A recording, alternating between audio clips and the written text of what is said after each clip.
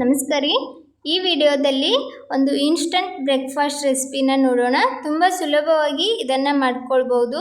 ಯಾವುದೇ ರೀತಿಯ ನೆನೆಸುವ ರುಬ್ಬುವ ಜಂಜಾಟವಿಲ್ಲದೆ ದಿಢೀರಾಗಿ ಈ ಬ್ರೇಕ್ಫಾಸ್ಟ್ನ ರೆಡಿ ಮಾಡ್ಕೊಳ್ಬೋದು. ಅದು ಏನಂದ್ರೆ ರವೆ ಇಡ್ಲಿ. ಕೇವಲ 20 ನಿಮಿಷದಾಗ ಈ ರವೆ ಇಡ್ಲಿನ ಮಾಡ್ಕೊಳ್ಬೋದು. ಬೆಳಗ್ಗೆ ಟಿಫನ್ಗೆ ಇಲ್ಲಾಂದರೆ ಮಕ್ಕಳ ಲಂಚ್ ಬಾಕ್ಸ್ಗೂ ಸಹ ಈ ಥರ ಇಡ್ಲಿನ ಮಾಡ್ಕೊಡ್ಬೋದು. ಇನ್ಸ್ಟಂಟಾಗಿ ರೆಡಿ ಆಗುತ್ತೆ. ಮಾಡೋದಕ್ಕೂ ಕೂಡ ತುಂಬ ಟೈಮ್ ಹಿಡಿಯೋದಿಲ್ಲ, ಹಾಗೆ ಜಾಸ್ತಿ ಇಂಗ್ರೀಡಿಯೆಂಟ್ನೂ ಬೇಕಾಗಿರೋದಿಲ್ಲ.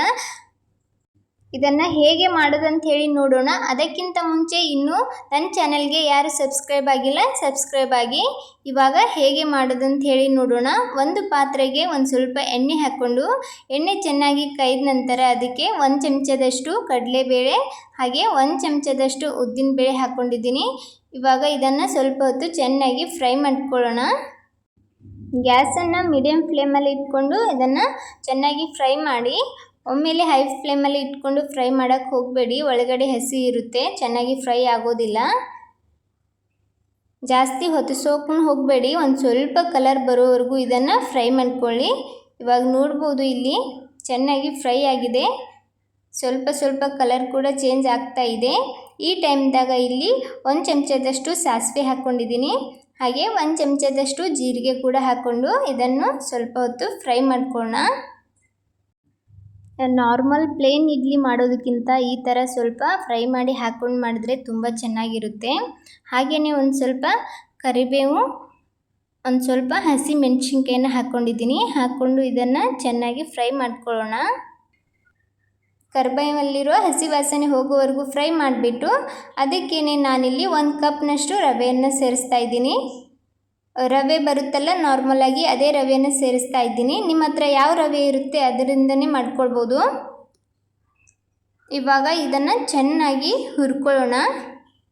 ರವೆಯ ಘಮ ಬರೋವರೆಗೂ ಹುರ್ಕೋಬೇಕಾಗ್ತದೆ ಚೆನ್ನಾಗಿ. ರವೆಯನ್ನು ಎಷ್ಟು ಚೆನ್ನಾಗಿ ಹುರ್ಕೊಳ್ತೀವೋ ಅಷ್ಟು ಚೆನ್ನಾಗಿ ಇಡ್ಲಿನ ಮಾಡ್ಕೊಳ್ಬೋದು. ಗ್ಯಾಸನ್ನು ಮೀಡಿಯಮ್ ಫ್ಲೇಮಲ್ಲಿ ಇಟ್ಕೊಂಡು ಇದನ್ನು ಸ್ವಲ್ಪ ಹೊತ್ತು ಈ ಥರ ಕೈ ಬಿಡದೆ ಚೆನ್ನಾಗಿ ಹುರ್ಕೊಳ್ಳಿ. ಇವಾಗ ರೆಡಿಯಾಗಿದೆ ನೋಡ್ಬೋದು. ಈ ಥರ ಇದನ್ನು ಹುರ್ಕೊಂಡಿದ್ದೀನಿ. ಇದನ್ನು ಒಂದು ಸ್ವಲ್ಪ ಹೊತ್ತು ತಣ್ಣಗಾಗೋಕ್ಕೆ ಬಿಡೋಣ. ಈ ಥರ ಉದುರಾಗಬೇಕು, ಅಲ್ಲಿವರೆಗೂ ಇದನ್ನು ಹುರ್ಕೋಬೇಕಾಗ್ತದೆ. ನೋಡ್ಬೋದು ಯಾವ ಥರ ಆಗಿದೆ ಹುರಿದ ನಂತರ. ಇದು ಪೂರ್ತಿ ತಣ್ಣಗಾಗಿದೆ. ತಣ್ಣಗಾದ ನಂತರ ಒಂದು ಮಿಕ್ಸಿಂಗ್ ಬೌಲ್ಗೆ ಅದನ್ನು ಹಾಕ್ಕೊಂಡಿದ್ದೀನಿ. ನಾನಿಲ್ಲಿ 1 ಕಪ್ನಷ್ಟು ರವೆಯನ್ನು ತೊಗೊಂಡಿದ್ದೆ. 1 ಕಪ್ ರವೆಗೆ 1 ಕಪ್ನಷ್ಟು ಮೊಸರನ್ನು ಹಾಕ್ತಾ ಇದ್ದೀನಿ. ಎಷ್ಟು ರವೆಯನ್ನು ಹಾಕಿರ್ತೀವೋ ಅಷ್ಟು ಮೊಸರನ್ನು ತಗೊಳ್ಳಿ. 1 ಕಪ್ ರವೆಗೆ 1 ಕಪ್ ಮೊಸರನ್ನು ಹಾಕ್ಕೊಂಡಿದ್ದೀನಿ. ಹಾಗೆ ಒಂದು ಸ್ವಲ್ಪ ನೀರನ್ನು ಹಾಕ್ಕೊಂಡು ಇದನ್ನು ಚೆನ್ನಾಗಿ ಮಿಕ್ಸ್ ಮಾಡ್ಕೊಳ್ಳೋಣ. ಈ ಥರ ಚೆನ್ನಾಗಿ ಮಿಕ್ಸ್ ಮಾಡಿಕೊಂಡು ಇದನ್ನು ಒಂದು 10 ನಿಮಿಷ ನೆನೆಯಲಿಕ್ಕೆ ಇಟ್ಕೊಳ್ಳೋಣ. ಟೈಮ್ ಇಲ್ಲ ಅಂದರೆ 5 ನಿಮಿಷ ನೆನೆಸ್ಕೊಳ್ಬೋದು. ಟೈಮ್ ಇದೆ ಅಂದರೆ ಒಂದು 10 ನಿಮಿಷ ಇದನ್ನು ನೆನೆಸ್ಕೊಳ್ಳಿ.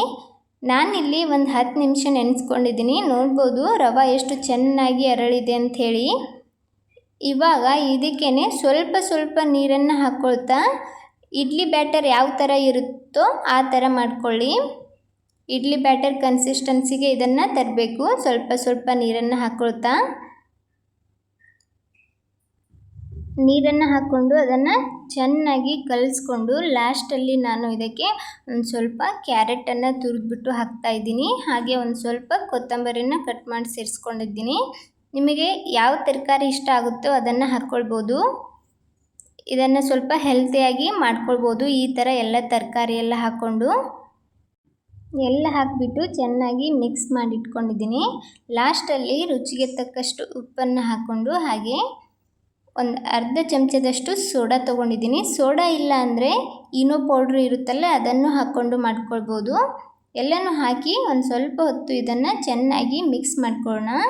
ಮಿಕ್ಸ್ ಮಾಡಿಬಿಟ್ಟು ಇದನ್ನು ಸೈಡಲ್ಲಿಟ್ಟು ಈ ಕಡೆ ನಾನು ಇಡ್ಲಿ ಮಣೆ ತೊಗೊಂಡಿದ್ದೀನಿ. ಇಡ್ಲಿ ಮಣೆ ತೊಗೊಂಡು ಅದಕ್ಕೆ ಚೆನ್ನಾಗಿ ಎಣ್ಣೆಯನ್ನು ಒರೆಸ್ಕೊಂಡು ಅದಕ್ಕೆ ನಾನು ಈ ಇಡ್ಲಿ ಬ್ಯಾಟ್ರನ್ನು ಹಾಕ್ತಾಯಿದ್ದೀನಿ. ನೋಡ್ಬೋದು ಇಲ್ಲಿ ನಾನು ಎಲ್ಲನೂ ಹಾಕಿಟ್ಕೊಂಡಿದ್ದೀನಿ. ಇವಾಗ ಇದನ್ನು ಒಂದು ಪಾತ್ರೆಗೆ ನೀರು ಹಾಕಿಬಿಟ್ಟು ನೀರು ಕುದಿ ಬಂದ ನಂತರ ಇದನ್ನು ಇಟ್ಕೊಂಡು ಒಂದು 5-6 ನಿಮಿಷ ಇದನ್ನು ಚೆನ್ನಾಗಿ ಮೀಡಿಯಮ್ ಫ್ಲೇಮಲ್ಲಿ ಬೇಯಿಸ್ಕೊಳ್ಳೋಣ. ನೋಡ್ಬೋದು ಒಂದು 5-6 ನಿಮಿಷ ಆದಮೇಲೆ ನಾನು ಇದನ್ನು ಹೊರಗೆ ತೆಗೆದಿದ್ದೀನಿ. ಎಷ್ಟು ಚೆನ್ನಾಗಿ ಇಡ್ಲಿ ಬೆಂದಿದೆ ಅಂಥೇಳಿ. ಇವಾಗ ಇದನ್ನು ಒಂದು ಪ್ಲೇಟಿಗೆ ಸರ್ವ್ ಮಾಡ್ಕೊಳ್ತೀನಿ. ಒಂದು ಚಮಚ ಸಹಾಯದಿಂದ ಎಲ್ಲ ಇಡ್ಲಿನ ತೆಕ್ಕೊಳ್ಳೋಣ. ನೋಡಿ ಎಷ್ಟು ಚೆನ್ನಾಗಿ ಇಡ್ಲಿ ಬಂದಿದೆ ಅಂಥೇಳಿ. ತುಂಬ ಸಾಫ್ಟಾಗಿ ಇಡ್ಲಿ ಬಂದಿತ್ತು. ಆರಾಮಾಗಿ ಇದನ್ನು ನಾವು ಇಡ್ಲಿ ಮಣೆಯಿಂದ ತೆಗಿಬೋದಿತ್ತು, ಯಾಕೆಂದರೆ ಚೆನ್ನಾಗಿ ಎಣ್ಣೆಯನ್ನು ಒರೆಸ್ಬಿಟ್ಟೆ ನಾವು ಇಡ್ಲಿ ಹಾಕ್ಕೊಂಡಿದ್ವಿ. ಇವಾಗ ಎಲ್ಲ ಇಡ್ಲಿನೂ ನಾನು ಒಂದು ಪ್ಲೇಟ್ಗೆ ಸರ್ವ್ ಮಾಡಿದ್ದೀನಿ. ನಾನಿಲ್ಲಿ 1 ಕಪ್ ರವೆಯಿಂದ ಮಾಡಿದ್ದು ಒಂದು 15-16 ಇಡ್ಲಿನ ಮಾಡ್ಕೊಂಡಿದ್ದೆ. ಈ ಪ್ಲೇಟಲ್ಲಿ ಎಷ್ಟು ಆಗುತ್ತೋ ಅಷ್ಟು ಇಡ್ಲಿನ ಹಾಕ್ಕೊಂಡಿದ್ದೀನಿ. ತುಂಬ ಸುಲಭವಾಗಿ ಇನ್ಸ್ಟಂಟಾಗಿ ಈ ಬ್ರೇಕ್ಫಾಸ್ಟ್ನ ರೆಡಿ ಮಾಡ್ಕೊಳ್ಬೋದು. ನೋಡಿ ಎಷ್ಟು ಚೆನ್ನಾಗಿ ಇಡ್ಲಿ ಬಂದಿದೆ ಅಂಥೇಳಿ. ನೋಡೋದಕ್ಕೆ ಎಷ್ಟು ಚೆನ್ನಾಗಿ ಕಾಣ್ತಾ ಇದೆ, ತಿನ್ನೋದಕ್ಕೂ ಕೂಡ ಅಷ್ಟೇ ರುಚಿಯಾಗಿತ್ತು. ಹಾಗೆ ತುಂಬ ಸಾಫ್ಟಾಗಿ ಕೂಡ ಬಂದಿತ್ತು. ನೋಡಿ ಈ ಥರ ಇನ್ಸ್ಟಂಟಾಗಿ ಇಡ್ಲಿನ ಮಾಡಿಕೊಂಡು ಬಿಸಿ ಬಿಸಿಯಾದ ಇಡ್ಲಿ ಜೊತೆ ವೈಟ್ ಚಟ್ನಿ ಮಾಡ್ಕೊಂಡು ತಿಂದರೆ ತುಂಬ ಮಜವಾಗಿರುತ್ತೆ. ನೀವು ಸಹ ಒಮ್ಮೆ ಈ ಥರ ಇಡ್ಲಿನ ಟ್ರೈ ಮಾಡಿಬಿಟ್ಟು ಹೇಗಾಗಿತ್ತಂತ ಹೇಳಿ ಕಮೆಂಟ್ ಮಾಡಿ. ಈ ಇಡ್ಲಿನ ನಾವು ಇನ್ಸ್ಟಂಟಾಗಿ ಬ್ರೇಕ್ಫಾಸ್ಟಿಗೂ ಮಾಡ್ಕೊಳ್ಬೋದು, ಹಾಗೆ ಮಕ್ಕಳ ಲಂಚ್ ಬಾಕ್ಸಿಗೂ ಸಹ ಮಾಡಿಕೊಡ್ಬೋದು. ತುಂಬ ಚೆನ್ನಾಗಿರುತ್ತೆ, ಟೇಸ್ಟ್ ಕೂಡ ಸೂಪರಾಗಿರುತ್ತೆ. ನೋಡಿದ್ರಲ್ಲ ಫ್ರೆಂಡ್ಸ್, ಎಷ್ಟು ಬೇಗನೆ ನಾವು ಇನ್ಸ್ಟಂಟಾಗಿ ಬ್ರೇಕ್ಫಾಸ್ಟ್ನ ರೆಡಿ ಮಾಡ್ಕೊಳ್ಬೋದು ಅಂಥೇಳಿ. ಈ ಇನ್ಸ್ಟಂಟ್ ರವೆ ಇಡ್ಲಿ ರೆಸಿಪಿ ನಿಮಗೆ ಇಷ್ಟ ಆದ್ರೆ ಒಂದು ಲೈಕ್ ಕೊಡಿ. ಇದೇ ಥರದ ಇನ್ನಷ್ಟು ರೆಸಿಪಿಗೋಸ್ಕರ ರಮ್ಯಾ ಮನೆ ಅಡುಗೆ ಚಾನಲನ್ನು ಸಬ್ಸ್ಕ್ರೈಬ್ ಮಾಡ್ಕೊಳ್ಳಿ.